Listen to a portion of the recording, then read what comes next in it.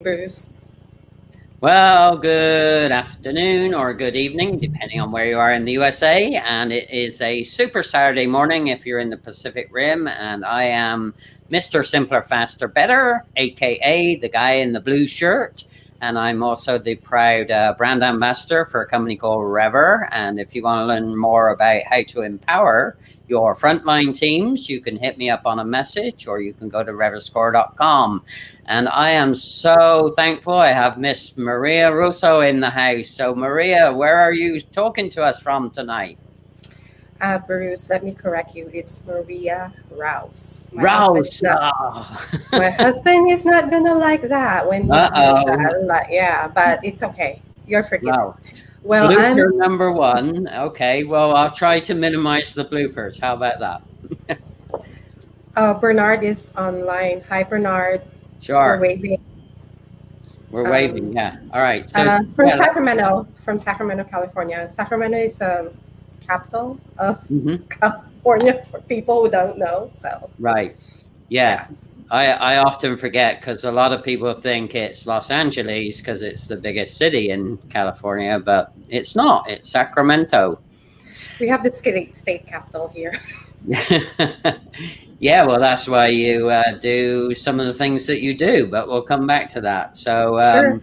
We're going to actually talk about, we were doing this in what they call the green room. We're going to talk a little bit about how we met and what your goals are and have been on LinkedIn. So I know you, when I first talked to you off of the platform, you said that you were very passionate about providing a supporting role. And I know, and I've seen you do so many supporting roles for so many people here. So tell us a little bit about the passion for that, Maria, and the type of supporting roles you do for people here on LinkedIn. Mostly I engage in everybody's posts and conversations. I would make a comment and engage and participate in anything that I find of value for me. Like each of us have their own sets of values that it applies to us or to a certain individual. Not necessarily what's valuable for me will be of value to you. So that's basically how I do it. And I didn't know that I'm all over the place from what you said. Like, you're pretty much everywhere. And the idea or the goal was for me to practice more of communicating, engaging, because that's one of the supposedly weaknesses that I had in the past, supposedly. But I came to find out it's not really a weakness. It's just really defining of what's really of value to you. Right. So that's a really good thing. So what would you say are your consistently top couple of values that you either comment about or that you look to uphold yourself, Maria? So what's valuable to me basically are most practices of whether you are an employee or a leader. So I was in a leadership role, but I've been told, numerous times in the past that it's not that I wasn't good enough, but it's not that I'm able to capture really what's behind the scenes or the purpose of employees that will work for me or who had worked for me.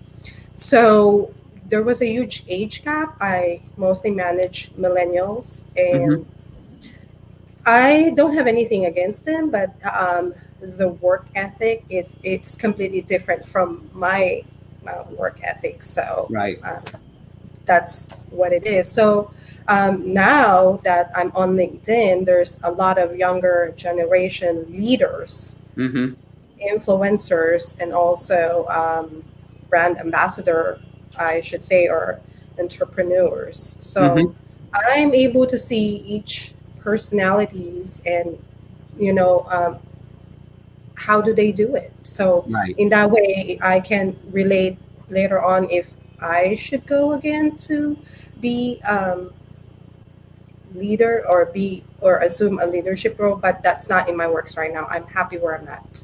Right. Yeah, and we're going to come to that. So a little tidbit I found for you that you might find interesting is I only moved to the USA in 1994. So when people say to me, well, how old are you, Bruce? I say, well, do you want me to give you my American age or my total age? So so I'm only 27 in American. So I actually find that was super helpful for me because the first couple of years of being here, I had to pretty much unlearn everything that I'd learned in my prior career when I was in Europe. So yeah, unlearning and then relearning has been a massive, not only challenge, but kind of a kick for me, because I do find it much easier to relate to what I call high potential leaders, which they tend to be a little bit or a lot younger than me. But so I kind of go back to basics and I say, okay, well, what did I have to relearn in American, and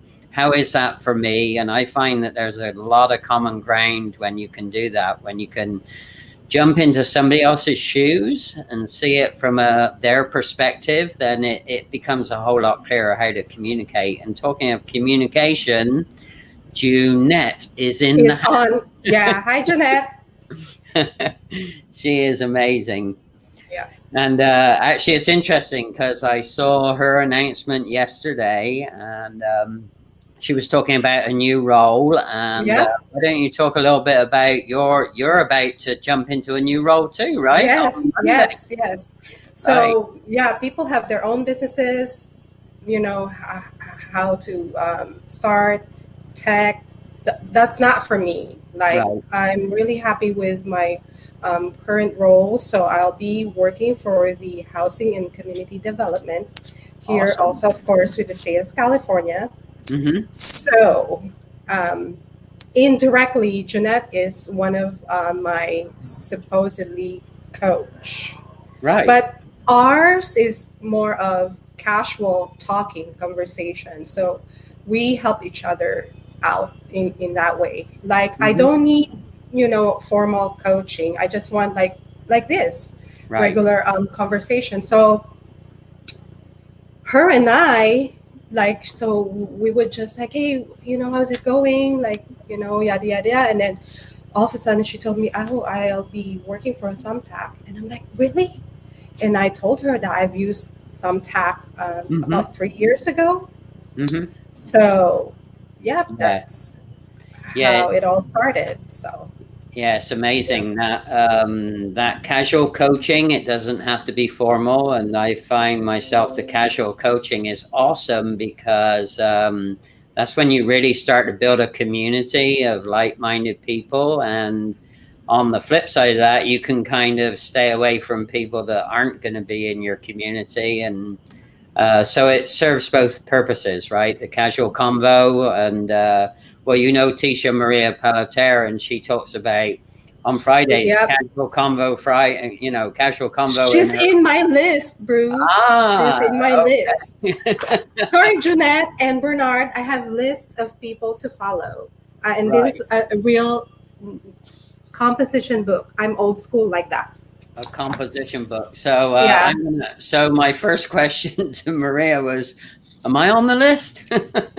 Yeah, he was funny. Like, come on, Bruce. Like, I'm here talking to your show, and how rude am I if you're not going to be like, come on.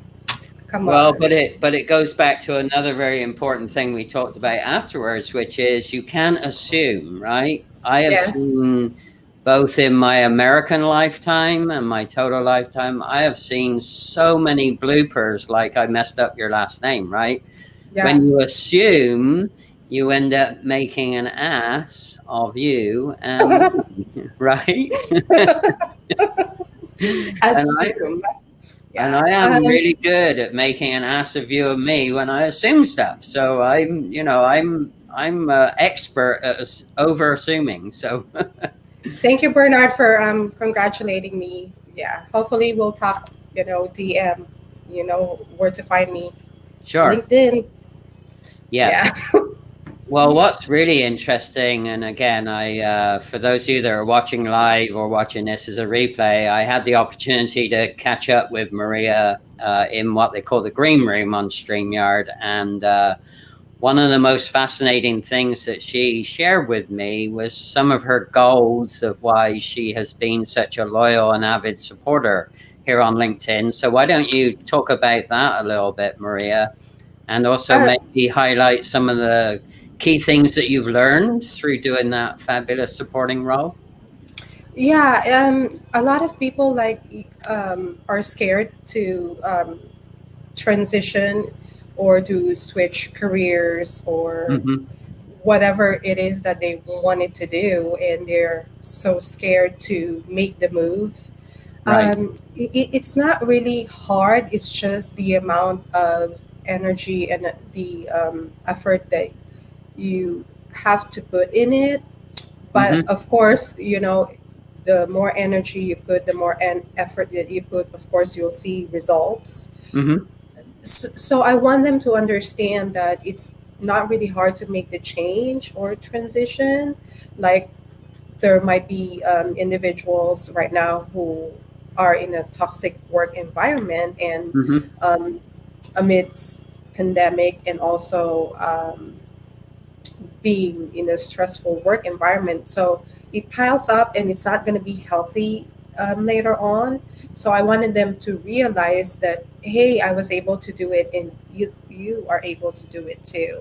Hmm. Like, for example, when I would read posts or content from different um, individuals that I follow on LinkedIn, like, ooh, I'm getting this, new idea.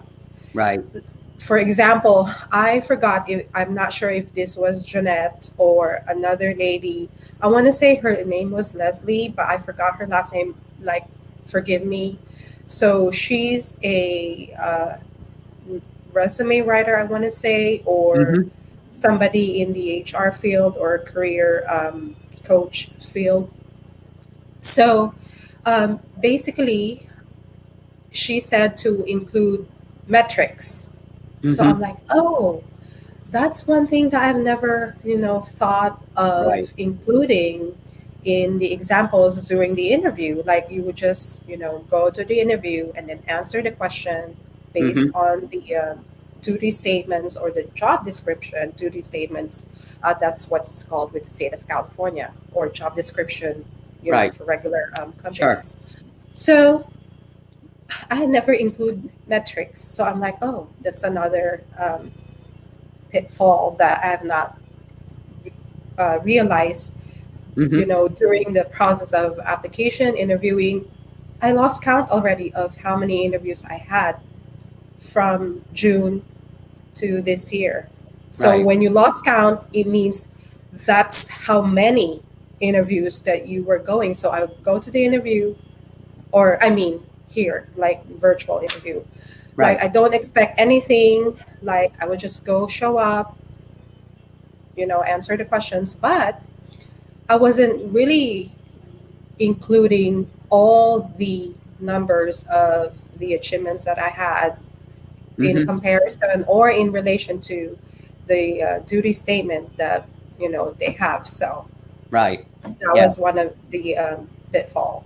Right. But See, it was, if I could help you a little, it was actually Leslie and Jeanette that added a metric-based format to their resume, which was actually, I've been around quite a few years and I hadn't seen it done that way before. And it was like, oh my goodness, it's like so obvious that that's something that you should do, but it wasn't an obvious piece of guidance that, I'd ever gotten before. So, yeah, adding those metrics means that you can measure what's meaningful, and metrics will actually help people quantify in very simple terms, what your value is, right? So, yeah, so if you Gracie's don't, on. go ahead. Gracie, hi, Gracie. Hey, Yeah, so yeah. So if you don't know your value and you don't know how to measure your value, then like, how the heck do you communicate that clearly to somebody else, right? yeah. And with the state of California, they have a particular um, interview Right. session, and you have a whole panel. So, Right.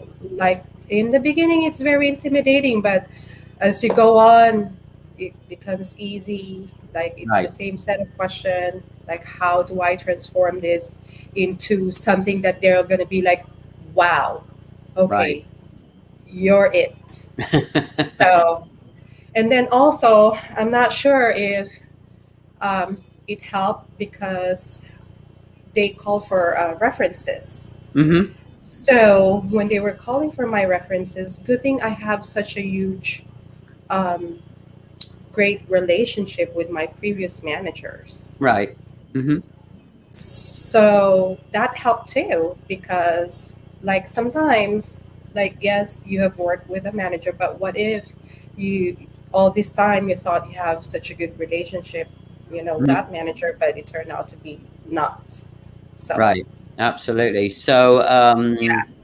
if there was some learning that you could pass along, because I have to tell you, from the first time I communicated with you, Maria, to today, it is like Maria on steroids. I mean, it is Maria What? version. No, It is no. Maria version 6. Blue, blue. No, no. You said to make it fluid, as if like a Yeah, casual tea conversation. So that's what's happening right now. yeah. I'm in the dining room, and it's a little bit hot here in Sacramento. So I know it's yeah, hot that's here what's in happening. Canyon County, but what I was alluding to is that was a huge compliment, because your communication skills and your clarity around the value that you have, and your clarity around what that supporting role means to so many of us is. I mean, the times that you've helped me, even with one-liners, I mean, those are priceless, Maria. And again, I don't know if you would have gotten there, and it's not to insult you, without doing everything you've done on LinkedIn, right? Yeah, I guess. Yeah, because like what I said, you've um, go read a post, and Hmm. then you see if it resonates with you, and also if it's valuable to you, and if it does, then you make a comment, and then somebody else will make a comment, and Right. then it grows into a more in-depth discussion, Yep. and then you pick up more values, and I'm like, oh yeah, Right. why I've never thought about that, and now you have so many ideas that you Right. can use. Yeah. So yeah. I agree with you. So I see people talking about return on investment, and I tell people that, yeah, it's hard to measure sometimes, but there is no other platform that I know of that you can learn, So much. prosper, and grow for free. I mean, Correct. you know, Correct. I Yeah. mean, it's a global university, and I have so many awesome connections in other countries that, when I want to ask a cultural question, I can just reach out, and people don't get offended. They're happy Yeah. to share their knowledge, and it's Hmm. like a world encyclopedia, Yeah. digitized, and you can ask whatever you want. It's amazing. And also, I want to add, it's also embracing, like, what I said at Stephen's live this morning, Hmm. like, reflecting on the abilities and capabilities of you as an individual, of whatever you can do. Right. It helps, tremendously. Like, you could, assume any role or any responsibility at any given day and time. Like, Sure. yeah. Yeah, So and do it you want my list? absolutely. If you're willing to share, Okay. I'm an oversharer, so So I'm gonna put you number one, although you were last because your name's like it's too long. Okay, so Bruce, the guy in the blue shirt. uh-huh. So it's Steve. Wallenhouse. I hope I Yeah. pronounced his name. The Woven weather House. guy. Yeah. Yeah. Simon Parsons, Full Mm-hmm. Send. See, I even memorized, and it's not here, but I know Awesome. who they are. So Awesome. Jeff Bauer. Uh-huh. Jeff is from SoCal. Of course, Stephen Liu, Right. Jeanette, Jay Abasi. Mm-hmm. Yeah. Okay, he's really Good a good one. coach.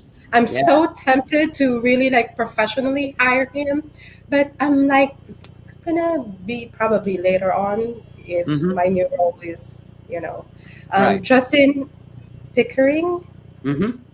of course, Brian Schulman, Yeah. voicer, yeah, Well, Michael Brian got Ray, into LinkedIn video, so it's yeah, his Michael fault. Ray, Oh yeah. Raquel Boras, Yep. Nancy Bottom. Barrows, Yep. and Travis Lackner. Travis, Yeah. Yep. very cool guy. Oh yeah. Very cool guy. I agree. Jess Smith, Mm-hmm. Anna Morgan, Right. Harleni Yeah. Vasquez, Uh-huh. Karen Mulder. So Lisa, oh my God, So I Lisa think Roberts. Yeah. it's Miss. actually Lisa Nicer. She's the lady who's doing tax education for everybody. Mm-hmm. Larry Cabrera, he's a financial consultant. So Right. I'm doing free advertisement for these people, and they don't even know. Awesome. Dan Lukowitz, Mm-hmm. commercial real estate. Yep. Tom Lawrence, of course, Christine, who I met when I was in Vegas. Yeah, I saw Christine Tay, right? She Yeah, moved to Las Vegas. Good yeah, job. we're real people. Okay, I'm real. She's Yeah, I know. real. Jason Lebowitz. Lubavitch. Yeah, of course, Gabriel Leal, Yep. Valerie Mickey. Yes, she's here in SoCal as well. She's doing 21 days of video or 21 videos that she's posting. So good for her. And June Kim, Mm-hmm. Marcus Chan. So Tish is there. Luis Moreno, Right. human centered leadership. Right. Chris Hennessy. Chris is a new connection, so he's a recycler expert. Yeah, I've seen it. I think I'm connected to every single person you've mentioned so far. So that's So Kevin Logan Jr., he's a Uh-huh. very young recruiter. Mm-hmm. Dana Mantilla, Mm-hmm. Enrique Cat. Yeah. So I like Dana and Enrique because of cybersecurity. Right. I'm like really big with that. When I was working for a financial institution, there's Right. so much fraud going on. So I really like the hints and tips of each of them would share. Mm-hmm. Yeah. So yeah, that's my list. Awesome. I'm gonna say like Bernard is one of my newfound close connection, I guess. Bernard, sorry if I butchered that. But No, yeah, Bernard is I was very supportive. I see his stuff and I thank him as much as I can, and he's often on my live, so we really appreciate that. And so I think the real key that I'd like to ask you, particularly people that watch this as a replay, and they may not be sure about this whole supporter, engager, being a fan in the stand, as it were. If somebody's seeing this, what would you recommend? What would you recommend for them to get started? What's the frequency that you would recommend they support each other on here? just scroll, look at the post. If you find there is value in it, make a comment. Not just commenting for commenting, but the sincerity of the comment. Right. Like it should be there because whoever would read your comments, then it encourages for everybody to follow. Oh, she made this comment, and oh yeah, Right. she's right about that. you know, oh, there's one more other guy, another Brian Oh, Batista. yeah. Yeah, He- I that dude, and yeah, So, he's yeah. so if I may, what I'm learning here is that what I see, and I've never been able to put it into words before, but I've seen you do it. But what you've become is you've become a conduit of conversations through linking the posts and the comments together. Correct. So that's a very admirable role, and it takes time. It takes a lot of empathetic listening and reading to be a good conduit of conversation. So I think you should be very proud of yourself, Maria, Thank you. that you've done. Well, Go ahead. also, people would just recognize you, and then they would, connect with you, and then later on you have this conversation, and then they would ask, your input, like, what do you think? And Right. it means a lot. Like, they value whatever things that you will tell them, and then they add that to their whatever processes that they have in place, and they may use your idea, they may Hmm. not, but what's important is you were able to help them and impart that piece of thought that you had to Right. them. So So I think you should claim the hashtag conversation conduit. okay, I will add that. I think you should do that. Put that right at the top of your list, and then the next time you post, just say, "Hey, I was on this live with this crazy ex-Brit, and he said, I think you're a conversation conduit." So I think that's, Cool. to me, I like to try and encapsulate what people do and the value they bring, and it just kind of came to me. And I usually talk about what just comes to me, even if it makes sense to others or not. But anyway, so Yeah. you are the queen of you're the conversation conduit. So you have a new hashtag, Maria. Okay, thank you for baptizing me. Baptizing you. See, now I got so excited I dropped my light. How about that? Oh no. Only on LinkedIn Live can you get away with that, right? Yeah. Hey, I'll give you another C. So this is my long-term word for this year, to Catalyst. become a catalyst. So the conversation conduit is a part of that catalytic reaction that just figured out. So we So- give to each other, right? So Bernard has a question. He said, Yes. how old is Chipmunk Charlie? Chipmunk. Okay. So he's watched some of my lives and posts before. So Chipmunk Charlie, Bernard is he is 60 years old. And Oh. Chipmunk Charlie is actually the negative voice in my head, Maria. So that's who Oh. Chipmunk Charlie is.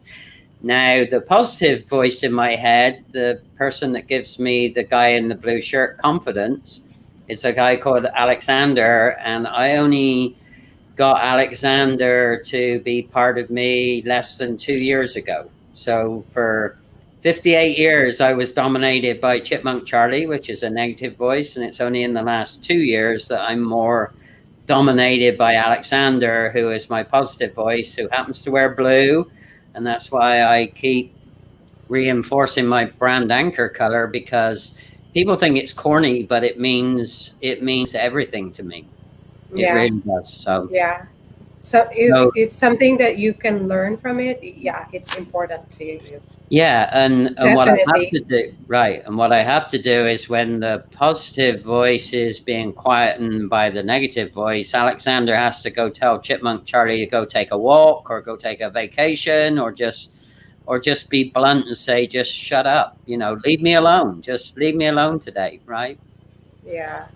Yep. Yeah. Anyway, so good question, Bernard. Thanks for. He's either got a wonderful memory, which I'm sure he does, or he's got really good notes. So that's awesome. Thanks, Bernard. Yeah, I saw him in one of the lives that I was into. Mhm. It was just like random, and then I'm like, oh, Bernard, and then I'm like, hi, and then that's it. Yeah, that's how some of the best connections come about. Anyway, Mhm. So, passing thoughts, because we're coming up to time here, Maria, and actually I have to jump off to go watch 𝐶𝐬𝐫𝐭 do her dissertation speech. So, how about that? Oh, Yeah, congratulations. 𝐶𝐬's doing some stuff at Pepperdine tonight. So, Oh, cool. yeah. Okay, final thoughts. If I can do it, you can do it too. Oh, I love that.